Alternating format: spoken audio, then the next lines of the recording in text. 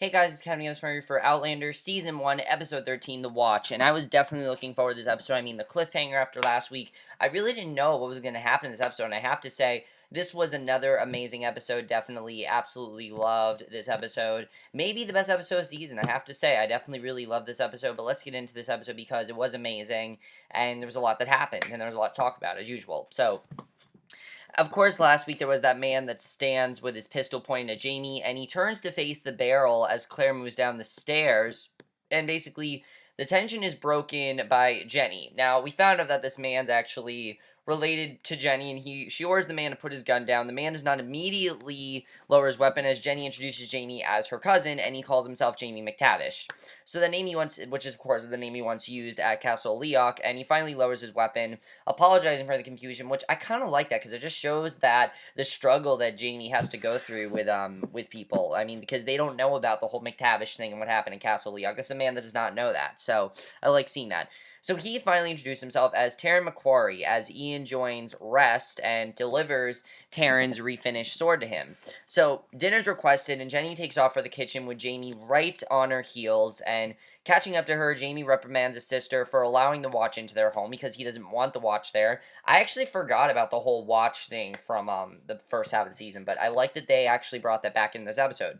So Ian and Claire soon join the others into the kitchen, and Ian assures Jamie that they will only be a few days, and Jamie's anger is not assuaged, even though Ian tells him Taran and his men are not all bad and keep him safe from the redcoats and other raiding clans. And I can understand why Jamie's bad. He doesn't want to be away from Claire. He's always away from Claire. He wanted some time with his wife, and he wanted to finally give her a home and, settle down with her and everything. Now he can't do that because, once again, he has to leave her. And I think, I definitely feel bad for Jamie because he hates leaving her. And he's worrying about the watch knowing about the price put on his head, but Jenny tells him they will be fine if Jamie can keep his wits about him. And this particular group of men have been coming to Lallybroch every few months over the last 2 years. So it's nothing personal. It has nothing to do with Jamie. It's just that they need people to join the watch, and they're always coming.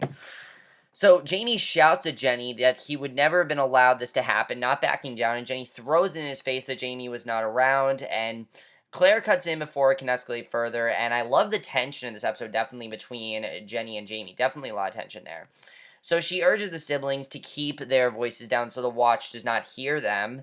And basically, the pair break apart and stand in silence until Ian assures Jamie that although they allowed a watch to come to their home, it is taking a toll on them. And something they had to do, he is open to hearing a better solution from Jamie, who offers nothing in return. He offers nothing to him. And Jenny's suddenly crying out in pain. And I loved, probably my favorite part of this episode, honestly, was the bonding between Jenny and Claire. Because as we know, Jenny is pregnant, and we see that she definitely is going through a lot of contractions and things in this episode, and because Claire's a nurse, she can actually help her deliver her baby, which I didn't actually think about that last week, but I like this episode. We actually had Claire do that. It showed how good of a nurse she is, and showed that she is still a nurse to them, which I love seeing. So Claire rushes to her side, tries to get Jenny to sit down, but she continues to prepare dinner for the men, and Claire then urges Jamie to listen to his sister and not to provoke the men of the watch, because obviously it's giving her pain, it could hurt the baby, a lot of things could happen.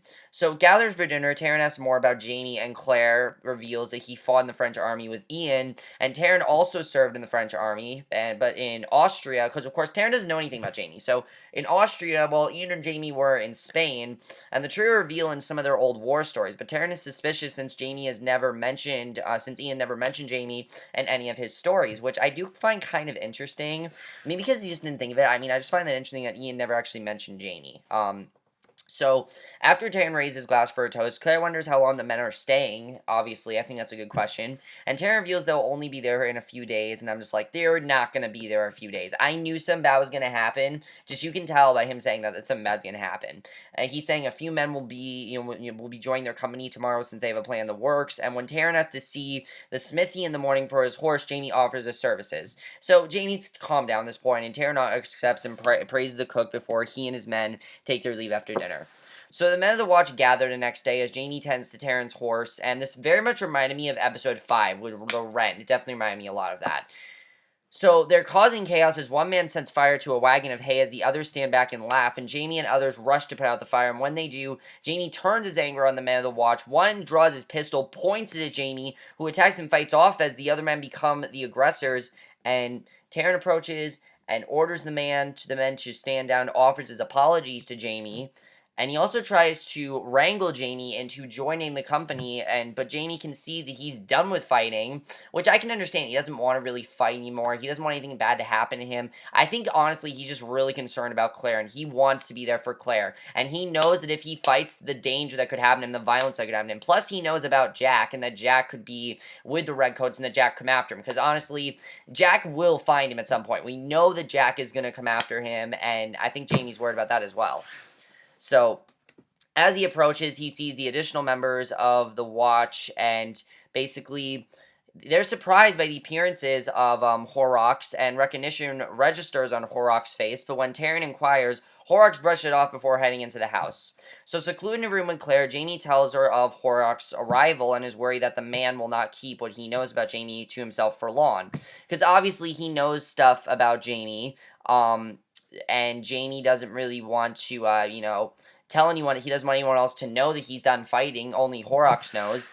He basically thought that Lallybroch would be a safe haven for them, which it's really not. It's kind of like The Walking Dead, where they can't find a safe haven. Very different shows, but just very similar. In any sort of war situation, there really is no such thing as safe. And, there is a war definitely brewing. So he believes that they should not have come back at all, but Claire's quick to cut down his sentiments, knowing they can handle whatever troubles crop up, because they've handled a lot worse than this. I mean, Jamie took down Jack with his bare hands, so I think that Jamie can do this. So Jamie walks through their house and comes upon Horrocks explaining a potential ambush to the other men of their watch. He paused for a moment before quietly turning away, and outside, Jenny and Claire tend to the laundry with the help of young Jamie before he's sent away for splashing water on Claire. And when the pair are left alone, their talk turns to Jenny's pregnancy and her belief that she's carrying another boy. And obviously, she's worried about this. She doesn't want this to happen. And Claire reveals to Jenny that she's an only child. And I thought this was interesting because I don't think we knew this about Claire before. Claire reveals that she's an only child, and Jenny tells Claire about their brother Willie, who died when Jamie was only 8, and how Ian became like a brother to him after. So that's, I think, is why Ian, doesn't know as much about. So now I'm going to think the reason that Ian said that, he didn't want to marry Jenny as much is because he was more of a family friend to Jamie, and it was sort of like an arranged thing, maybe to help out Jamie. I don't really know. So basically, while walking more close to the line, Jenny doubles in pain and reveals her water is broken. And of course, since her water is broken, then she's going into labor. And I'm like, okay, this is going to be awesome because Claire's going to tend to her injury, because Claire's going to tend to her, and we're going to see her help deliver the baby. Definitely someone who's looking forward to seeing. So Claire moves into action, takes Jenny into the house, and inside the bedroom, Claire examines Jenny and discovers that the baby is breech, which if you don't know what breech is, it's when the baby basically turns itself around, so, it's not, the head is facing the other way, and basically Claire attempts to turn the baby but is unsuccessful in her endeavors. And back then, C-sections were not like as common, so I really thought Jenny was going to die here, because back in that time, I don't believe that C-sections were an option. I believe that if that happened, you just die in childbirth. So I was very worried that Jenny was going to die in this episode, and I like that we had that tension, because it definitely kept me invested into the story. I was like, oh shit, is Jenny going to die here? So when Claire suggests she goes to get Ian, Jenny's adamant that he's only told that the baby's coming and nothing else, because she doesn't want him to know about the whole breach thing, and if something does happen, then she just doesn't want him to know. So Jamie spots Horrocks on his own in the house and moves to confront the man. And of course, he wants to make sure that Horrocks doesn't tell the other men. So Horrocks wondered when Jamie would seek him out, and after the man rambles a bit, Jamie demands to know what he wants, because obviously he needs to know what's going on here. And Horrocks wishes to sail to the colonies, specifically Boston, but lacks the funds for the journey, even with the money he will collect from the upcoming raid. So the man swears Jamie will never see him again if he gives him the money, and Jamie simply wonders how much money. Now, I'm just thinking here, he's playing you. There's definitely something else going on. I just thought that something bad was going to happen for Jamie. Because for all we know, this man could be working for Jack, and Jack could have sent him to find Jamie. The question is, how would Jack find Jamie? But, Jack's like a genius, so he could have found Jamie. I really don't know. I mean, there's just a million possibilities at this point, honestly. I just think that Jack, could get close to Jamie at any point, and that just makes me very worried about what could happen here. So, basically, after this, we see basically Claire returns to Jenny, who is now pacing the floor, and Claire asks Jenny to tell her what it's like being pregnant, because Claire wouldn't really know what it's like being pregnant. As she continues to cross the length of the room, Jenny tells her that in the beginning, it is like wind in your belly, but later when the child begins to move, it is like a fish tugging on a line. There's also fear when they stop moving for fear they have died. And finally, towards the end, when the child is restless, Jenny compares it to a man pouring himself inside of you, and I thought that was a really nice line because honestly, it really depicts how babies are. I mean, when a baby first moves, that's one of the greatest joys of a parent that they can get, because their child is moving and their child is walking and they have a healthy child. There's nothing wrong with it, and I really like that Jenny talked about that, because honestly, that is, I mean, I wouldn't know personally, obviously, but Jenny, of course, Jenny, I like seeing that because it really just shows the joy of having a child, and that's definitely something I love seeing. So the pair are soon informed that the midwife is unable to come, and of course, the midwife is the one that delivers babies. So Claire assures Jenny that they will be all right on their own, when she said them like she's gonna help her, which I thought was awesome because I really want to see Claire go into full on helping her deliver the baby, because I thought that'd be awesome. So Jamie and Ian tend to the scorched hay wagon, and Ian reprimands his friend for provoking the men of the watch, and Jamie wonders why Ian is not more upset by their presence, and he informs him that Taran has been easy on them and not taking as much as he has from others, and Ian also tells Jamie that he sometimes looks forwards to Taran's visits. Since he has not looked down on Jamie, he's also grateful that they keep the redcoats at bay, since Ian's determined to not let what happened between Jenny and Jack ever happen again. So they have to do whatever they can to make sure the redcoats don't come near them, and Jamie is still uneasy, and when Ian inquires, and I like seeing this scene because it really does show the brotherhood that these two have, because as Jenny said, Ian is sort of a brother to Jamie. They're not brothers, but he definitely is like a brother, and I love what he does. What he does as a brother, how they're like brothers, is that he tries to build up Jamie's confidence and really helps him out like a brother would. He really does treat him like a brother, and I love seeing that. I love seeing Ian in this position of treating him like a brother, and that's definitely something that I thought was awesome. I definitely love seeing that. So basically, Jamie's still very uneasy. When Ian inquires, Jamie informs him that Horrocks, and I like that Jamie told him this because he had to tell someone. Jamie informs that Horrocks does know about the price on Jamie's head, and he wants money. And Ian tells Jamie about a sum of money from him and Jenny's Jenny's father. And Jamie's hesitant to take it and does not want his sister to know about Horrocks' threats, because he knows what she's going through. He knows he's going to cause, he doesn't know about her giving birth right now. He knows that he almost caused her stress just by arguing, so he doesn't want her to find that out because that could cause her a lot of stress and could hurt the baby. So Jamie refuses the money, which I think was a smart thing to do, but Ian assures him that it is what Jenny would want and what Ian wants for him too. So back in their bedroom, Jamie tells Claire that the money was meant for her and their children, and Claire grows worried at the mention of children, and though Jamie believes he has let her down, she just feels the opposite. Holding back her tears, Claire, and I like seeing this scene, definitely, I love this. It's a very little thing, but now we see why Claire was upset about it, because we find out that Claire confessed to Jamie that she does not believe she can have children, basically that she is infertile, and she was able to conceive while married to Frank, which I don't really remember that, because I barely remember the pilot, but I believe it was in the pilot where she realized that she couldn't have children, and Claire knows she should have told him prior to their marriage, but she did not count on falling in love with him or wanting a family with him, and she apologized, but he comforts her with the thought that it may be for the best since he could not bear seeing her in pain. And I thought that was a really well done scene. It just shows how much he loves her, and just seeing that, I thought was really well done, I have to say. Definitely one of my favorite parts of the episode was her telling him that she could not have children. That's definitely something I love seeing. And the pair break from their embraces. Claire leaves to return to Jenny, and it's a very sad scene, definitely, because that, Jamie does want children with Claire, but he understands that Claire can't have children, and he's not upset with her for that. He obviously isn't upset at her. He shouldn't be upset with her. He understands that, and he's not really mad or anything, and I love seeing that.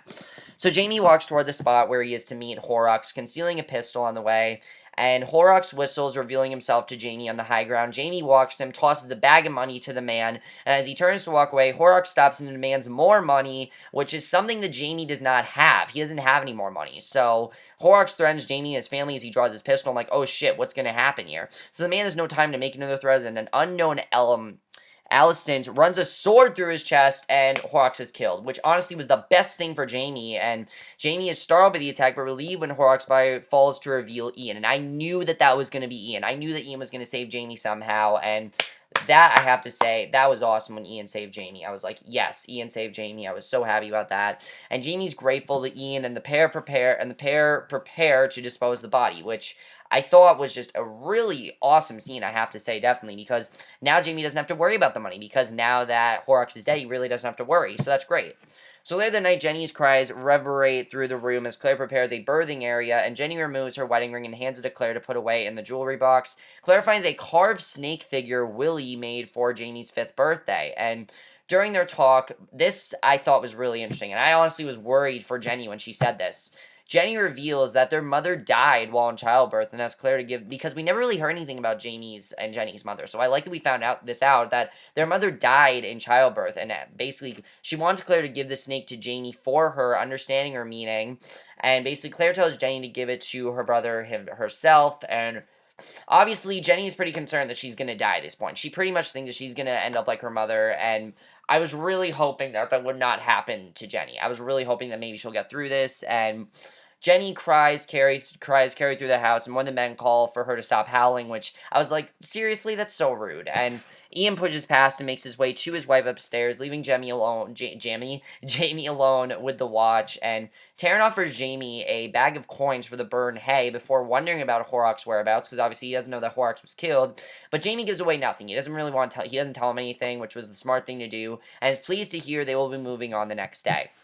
So Ian and Jamie join Taran for breakfast, who tries to deduce what happened to Horrocks, and Taran flat out asks Jamie why he killed Horrocks, and before Ian can interject, Jamie confesses he's a wanted man, and Horrocks tried to blackmail him, which led to his death. So Taran's surprisingly pleased by this news, which I thought was interesting that Taran was surprised by this news, because it seemed like he wanted Horrocks to be with them, and uses what he now knows about Jamie to get him to agree to ride with the watch, and Jamie swiftly agrees to join them this once, and Ian stands to join Jamie. When he did that, I'm like, this is not going to end up well for Jamie. I knew something bad was going to happen. I didn't trust the watch at all. I don't trust him. So Claire warns Jamie to be on guard since they have still turn him in after he has severed his purpose, and Ian believes Jamie will be fine, but is still determined to go with him, and Claire urges Ian to stay with Jenny, but she too wishes Ian to accompany her brother. So Claire stands aside to let Ian pass to say his goodbyes to his wife, and Claire motions for Jamie to follow her into the hall. She pulls out the snake figure and presents it to Jamie, and Claire repeats Jenny's orders for Jamie to hurry back before they kiss goodbye, and basically, I didn't really know what was going to happen to Jamie there. So Ian and Jamie ride alongside the watch, and Jamie questions Tarem about his choice to live on the road and be part of the watch, and the man tries to convince Jamie to take up with them, but Jamie confesses that Claire is reason enough to be settled. So Jamie wonders if Taran has plans to turn him over once the raid is over, but Tarem assures him he will not, since he too knows what it is like in prison. I mean, there are a lot of bad things that could definitely happen to Jamie here. He could be captured, he could end up in prison. It's really dangerous what he's doing. So I like that Tarem is helping him out. I just felt like Tarem, I definitely thought there was something about him. I just didn't really trust him, you know. I don't trust him. So as Jenny's labors progresses, she makes Claire promise to take care of Ian, but Claire assures her that there will be no need for that, and Jenny's ready to finally push and position herself on the bed of hay Claire's arranged in the bedroom, and this whole scene, I was like, please, Jenny, don't die. Back with the watch, the company approaches the area. Horrocks told them to stage the ambush, and Jamie agrees the area is ideal, but becomes suspicious as he looks around the area and realizes that there is no way out for them. There's no way out, and basically they can't protect themselves from the redcoats, because immediately after, a group of redcoats reveal themselves and attack them, and gunfire is ringing. I thought the episode was just going to end there. Like, honestly, I was like, wow, is the episode actually going to end there? Like, that would have been crazy if that happened, because obviously it would have been an amazing cliffhanger, and when those redcoats came, I'm like, oh shit, Jack's going to take Jamie, and I really did not know what was going to happen there. So Claire swaddles the child, hands Jenny her baby girl, and a few days later, Claire stands just outside the front door of the house holding baby Margaret, looking longingly at the road for Jamie and Ian to return, and Jenny takes the baby from Claire, and I was happy that Jenny was okay. Jenny was okay. She had a baby girl, which was awesome, and honestly, I don't think it would have worked as well without Claire. I think because Claire was there, I think that's really what helped out Jenny. I think Claire really was the one that, you know, was there for Jenny the whole time, and that's something I also love seeing. Also, no narration this episode. I noticed that. There was no narration at all in this episode, which was okay, but I would have wanted at least some sort of narration, because there was no narration. One of my favorite parts of the show is seeing Claire's point of view. I mean, we did get to see it, obviously, just no, actual narration, which I thought was okay.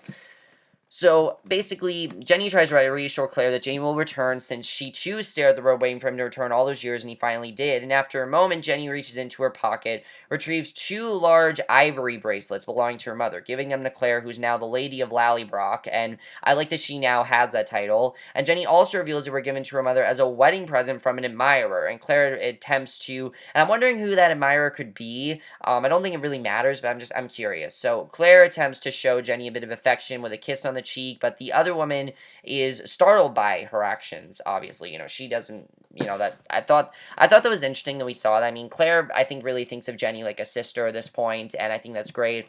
The dogs barking down draws the pair's attention as 2 men stumble upon the road, and Claire and Jenny run to meet whoever's approaching, which is revealed to be Ian and another man from the Watch. And Claire wonders where Jamie is, and Ian tells them of the ambush orchestrated by Horrocks and the Redcoats.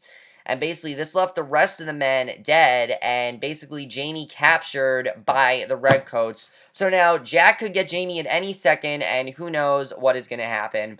But this episode was amazing. That was an amazing cliffhanger, and I absolutely love that. It was such a crazy cliffhanger, because now, who knows what's going to happen to Jamie? Jamie could be abducted by these Redcoats. I'm really scared for Jamie now, I have to say. Let's talk about these Redcoats. Tarem, I don't trust Tarem whatsoever. I think Tarem's working for Jack. Obviously, he led him into this path, and it's sort of like a death trap for Jamie. So who knows what could happen to Jamie? I mean, Jack could rape Jamie, he could get revenge on him, he could kill him. Who knows what he could do? I mean, he's a sadist, so Jack really could do anything to Jamie, and I really hope Jack doesn't get Jamie, which, from the looks of it, looks like he is, and I'm very worried to see what's going to happen to Jamie. I hope nothing bad does happen to him. Claire definitely, it looks like next week she's going to try to find Jamie and rescue him, which I hope she does find him somehow, because he definitely is in danger and she needs to find him. So we'll see what ends up happening there. I really hope that she does try to make an effort to rescue Jamie. We'll see what happens. Jenny, I love finding out more about Jenny in this episode. How's Jenny going to react to Claire overall? Do you think that Jenny really thinks of Claire as a sister? I think she just thinks of Claire as someone that's come with Jamie, and that's really who she thinks of her as. Ian as well. I love seeing Ian be that brotherly figure to Jamie. Definitely something that I love seeing in the episode, and something I'd like to see more of, honestly. Seeing him be this figure, brotherly figure to Jamie, that's something I love seeing, and I thought that was awesome. And I guess the only other thing I'll talk about is what is going to happen with Jamie's money. I really don't know what's going to happen now. And I guess we'll have to see what happens in the next episode. But that's basically my review. Hope you guys enjoyed it. Overall, guys, amazing episode. Absolutely love this episode. Such a crazy episode as well. So much tension throughout this episode, which was awesome. But that's my review. Hope you guys enjoyed it. And I'll see you guys in my next video, which will be my review for tonight's episode of Orphan Black. So I'll see you guys for that. Okay, bye.